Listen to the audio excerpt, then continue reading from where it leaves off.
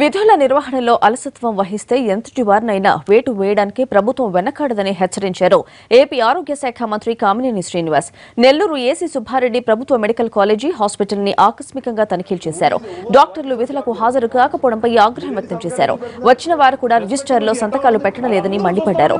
పనితీరుపై తీవ్ర అసహనం వ్యక్తం చేశారు మంత్రి. మెడికల్ కాలేజీ ప్రిన్సిపల్ ను బాధ్యతల నుంచి తప్పిస్తూ ఆదేశాలు ఇచ్చారు కామినేని.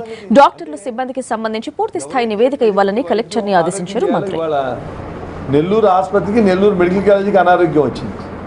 హాస్పిటల్ పరిస్థితి అక్కడ డాక్టర్స్ మెయిన్ వేరే వాళ్ళతో కాదు, నాకు ప్రాబ్లము ఈ రకంగా అయితే డెఫినెట్గా డిపార్ట్మెంట్లు రన్ అవ్వు. ప్రిన్సిపాల్ గారిని ఇప్పుడే రిలీవ్ చేశాను.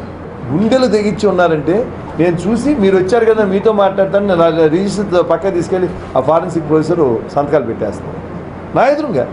అంటే ఇంకా అసలు డాక్టర్కి ఒక డిగ్నిటీ ఉంది, డాక్టర్స్ అంటే ఒక రెస్పెక్టబిలిటీ ఉంది. మనం రాకోకుండా మనం చేసే పనులు పబ్లిక్లో ఎట్లా ఉంటాయని కూడా వాళ్ళకి ఆలోచన లేదు.